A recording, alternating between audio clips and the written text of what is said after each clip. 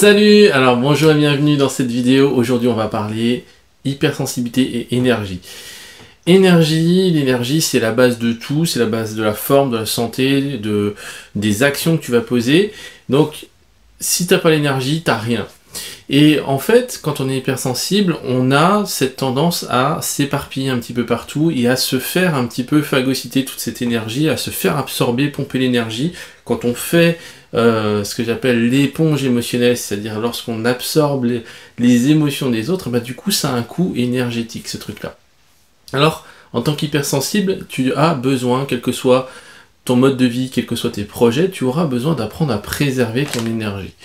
Et je vais te donner 7 conseils pour apprendre à prendre soin de ton énergie en 7 conseils de base pour que ça fonctionne bien pour toi. Conseil numéro 1, évidemment, l'alimentation, effectivement. Tu dois faire attention à ce que tu mets dans ta bouche. Tout ce qui rentre dans ta bouche, du coup, c'est un apport d'énergie.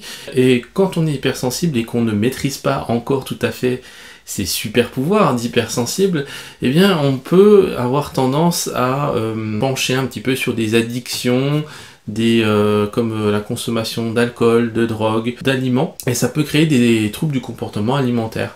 Moi je suis tombé dans des crises d'hyperphagie qui étaient tendance boulimique.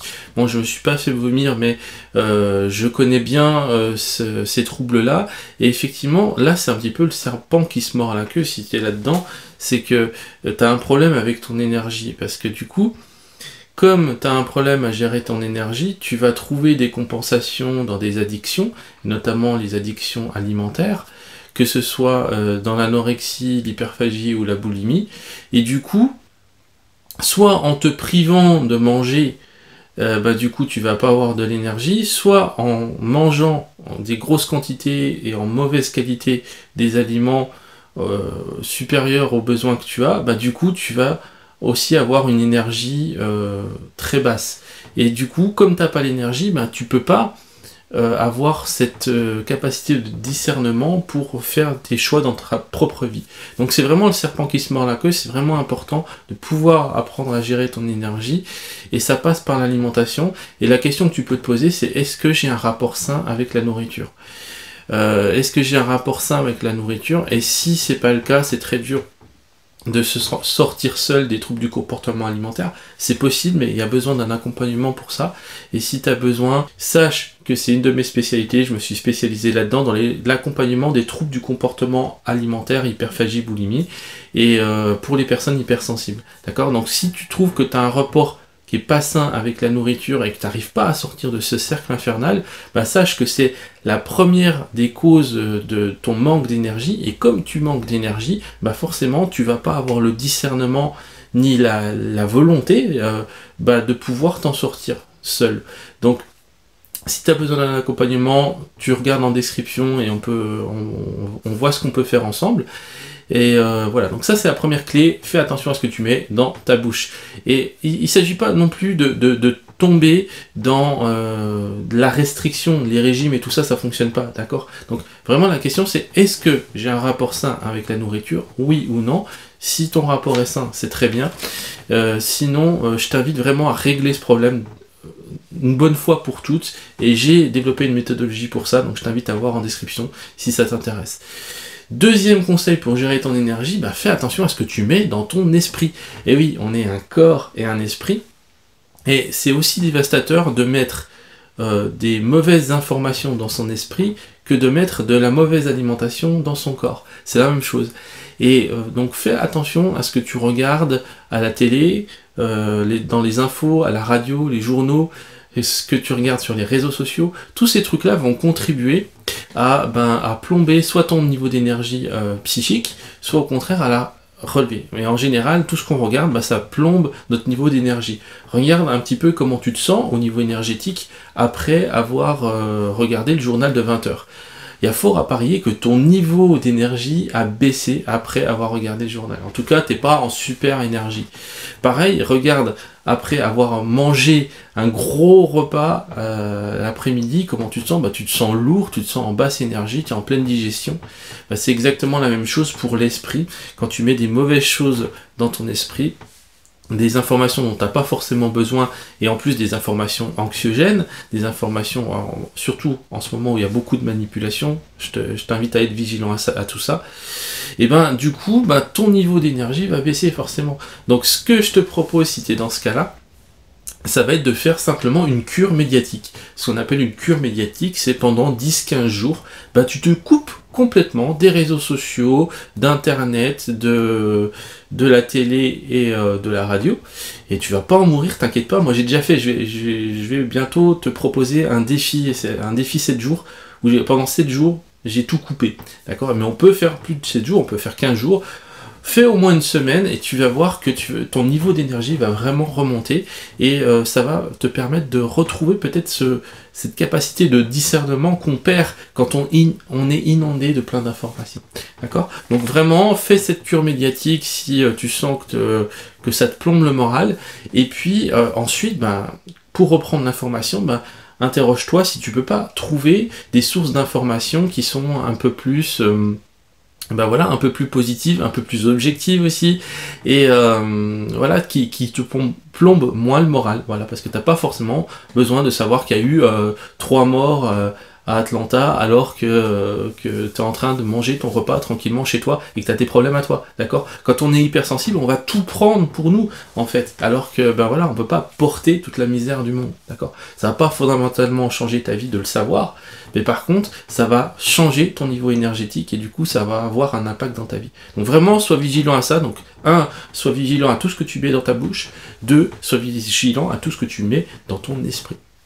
Troisième conseil pour gérer ton énergie, pratiquer une activité physique régulièrement, de faire du sport, c'est super important le sport pour gérer son énergie, et ne commence pas à te dire que tu bouges assez dans ton travail ou dans ton activité, je sais pas ce que tu fais, peut-être que tu travailles à l'hôpital ou en milieu hospitalier, si tu es infirmière ou ambulancier, ça c'est des métiers où tu bouges beaucoup effectivement, quand tu fais les allers-retours dans les couloirs, mais c'est pas parce que tu as une activité physique importante au boulot que tu dois te priver d'une activité sportive, bien au contraire, d'accord? Et c'est pas parce que tu te sens fatigué de ton boulot que tu dois te priver de ça, bien au contraire, parce que du coup ça va t'apporter quelque chose en plus. Je t'invite vraiment à faire l'effort, à tester en tout cas, de rajouter 1 heure de sport en plus de ton travail, et tu vas voir que tu as plus d'énergie. Paradoxalement, tu as plus d'énergie quand tu te rajoutes 1 heure de sport, 1 heure d'activité physique, en plus de ton boulot, que si tu faisais rien. Comment ça s'explique ça? Parce que, simplement, tu fais une activité sportive qui te plaît. Surtout, choisis une activité sportive qui te plaît. C'est pas l'intensité qui est importante, c'est la régularité, et le kiff que tu vas mettre là-dedans. Parce que quand tu es dans une activité physique au boulot, du coup tu es dans ton travail, et du coup ça te permet pas de t'évader, ça te permet pas de t'échapper, ça te permet pas de prendre du plaisir dans le fait de te dépenser, d'accord? Et ça c'est vraiment pour les hypersensibles, on a besoin d'évacuer, justement, on a cette tendance à faire l'éponge émotionnelle, à absorber toutes les émotions et à toutes les informations qui nous arrivent, on a besoin à un moment de décharger, de trouver des évacuateurs. Et les évacuateurs, au moins, impose-toi au moins 1 heure dans la semaine. Peut-être tu n'auras pas toujours envie d'y aller, mais force-toi, et tu verras qu'à la fin de la séance, dans 9 cas sur 10, tu seras content de toi, tu seras content d'avoir fait cette séance, parce que tu vas te dire, ouais, là je me sens franchement mieux, je me sens pour repartir pour un tour, et je suis plus léger, plus légère. 4e conseil, respire. C'est la base. La respiration, c'est le premier et le plus simple des exercices énergétiques. Il faut savoir que c'est quelque chose de complètement physiologique et que tu n'as pas besoin en fait d'y croire ou de ne pas y croire. Si tu pratiques une respiration dans les bonnes conditions, sache que tu modifies la structure physico-chimique de ton corps.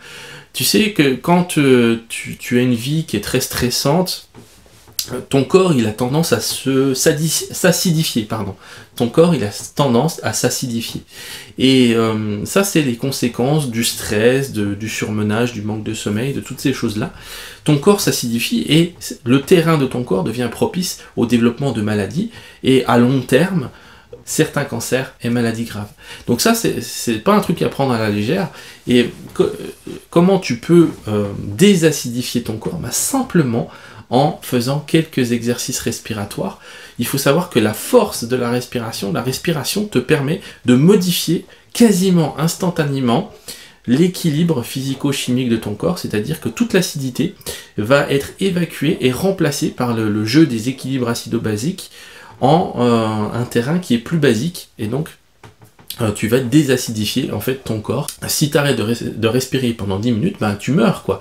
Donc vraiment la respiration c'est la base, et voilà, c'est pas si compliqué que ça d'apprendre des bonnes techniques respiratoires, mais il y a des avantages énormes à pratiquer la respiration. Je te demande pas de pratiquer plusieurs heures par jour, mais juste faire 10 respirations amples et profondes. Tu inspires par le nez, tu souffles par la bouche. Si tu as envie d'en savoir plus, je décris ces respirations dans le club privé, et il y a également d'autres vidéos gratuites que tu pourras trouver sur ma chaîne. D'ailleurs, n'hésite pas à t'abonner si ça t'intéresse. Mais quelques respirations, tu fais une dizaine de respirations profondes, en bonne et due forme, et du coup, ben, tu modifies la structure physico-chimique de ton corps, et donc ça c'est vraiment un moteur de santé, et bien sûr tu reprends de l'énergie.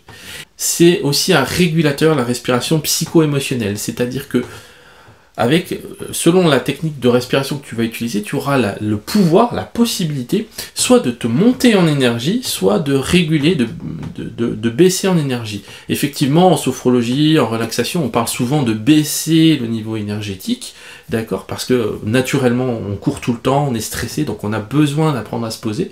Mais il faut savoir aussi que la respiration, on peut l'utiliser pour se monter en énergie. C'est ce que font les sportifs quand ils se mettent en condition physique avant une compétition sportive, avant une épreuve physique importante, et bien du coup ils font certains exercices respiratoires pour se mettre en condition. Donc la respiration peut soit t'aider à t'apaiser mentalement et baisser en énergie, soit au contraire monter en énergie. Dans tous les cas, tu récupères de l'énergie. Cinquième conseil, alors là, le cinquième conseil, c'est de veiller à ton équilibre global, l'équilibre veille-sommeil, c'est-à-dire l'équilibre activité physique, repos. Et effectivement, tu peux peut-être constater, tu as peut-être déjà constaté que tu es hypersensible, tu as tendance à te fatiguer assez rapidement, et du coup tu te reposes, tu dors un peu plus souvent, un peu plus longtemps, tu fais des siestes, mais malgré tout ça, bah, ça change pas, tu as même l'impression peut-être d'être encore plus fatigué que si tu te reposais pas. Et ben ça, c'est pas étonnant, et il faut aller voir là-dedans, je pense, dans l'équilibre veille-sommeil, et surtout l'équilibre activité physique-repos. Effectivement, si tu as un déséquilibre qui est trop important entre, voilà, je me repose trop, mais je fais pas assez d'activité physique, bah du coup, tu vas pas avoir de l'énergie, même si tu continues à te reposer. Et inversement, si tu fais trop d'activité physique et que tu te reposes pas, bah bien sûr, effectivement, tu seras aussi fatigué. Donc c'est vraiment une balance, c'est vraiment un équilibre, le corps humain, et trouve ton équilibre entre la veille et le sommeil. Et ça peut commencer simplement par te fixer des règles simples, une heure fixe de coucher, une heure fixe de lever, et puis un certain nombre d'heures de sommeil. Et même si voilà, tu te réveilles dans la nuit ou tu as du mal à dormir, au moins tu as des heures stables, tu te réveilles toujours à peu près à la même heure. Et ça déjà, ça va te donner un rythme, et le rythme c'est la base de l'énergie. Et pour les personnes pour qui c'est pas facile de mettre en place ce rythme, si elles ont des horaires décalés, si elles travaillent de nuit, ou voilà, des jours elles travaillent l'après-midi, des jours le matin, où c'est difficile de mettre en place un rythme, eh bien ce qu'on peut faire c'est mettre en place un programme personnalisé pour récupérer l'énergie et puis gérer ces variations en fait de rythme au cours de la semaine pour préserver son niveau énergétique. C'est ce qu'on fait en accompagnement en cabinet avec moi. Donc si ça t'intéresse, tu peux aller voir en description, je te détaille tout. Mais ce qui est vraiment important, c'est de comprendre que plus ton rythme sera déstructuré, plus ça va te coûter de l'énergie, parce que ton corps il va chercher en permanence à retrouver un état d'équilibre.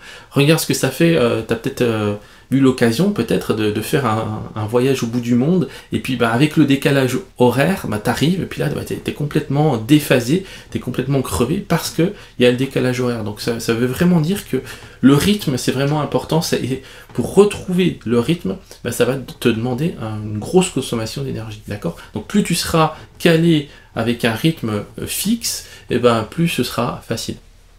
Après, bien sûr, il y a tout un tas, comme je te dis, de stratégies de récupération quand c'est pas possible. Voilà, on va s'arrêter là parce que la vidéo commence à être longue et je voudrais pas te surcharger d'informations. Sache qu'il existe encore 5 autres conseils que je peux te partager si ça t'intéresse. En cliquant sur le premier lien en description, tu rejoins ma lettre privée Les Hypersensibles Déchaînés où tu as accès à plein de vidéos privées et notamment cette vidéo sur les 5 conseils suivants sur comment gérer ton énergie. Là, on a vu, si tu veux, la base, on a vu comment gérer ton énergie au niveau physique, au niveau de ta personne, mais il y a également en tant qu'hypersensible, comment je fais pour gérer mon énergie avec les autres, comment je fais pour ne pas faire l'éponge émotionnelle et être complètement plombé par l'énergie et l'humeur des autres, comment je fais pour gérer ma relation avec les autres, parce que du coup c'est de la gestion énergétique, et puis comment je fais pour gérer aussi mon énergie dans mon environnement et ne pas m'épuiser, ne pas finir mes journées complètement crevé, épuisé, et ne pas réussir à récupérer. Donc ça, c'est ce que je te propose. C'est le premier lien en vidéo, tu rejoins le club des hypersensibles déchaînés où tu as accès à plein de vidéos privées et notamment la suite de cette vidéo. Je te dis à très bientôt, prends soin de toi, ciao.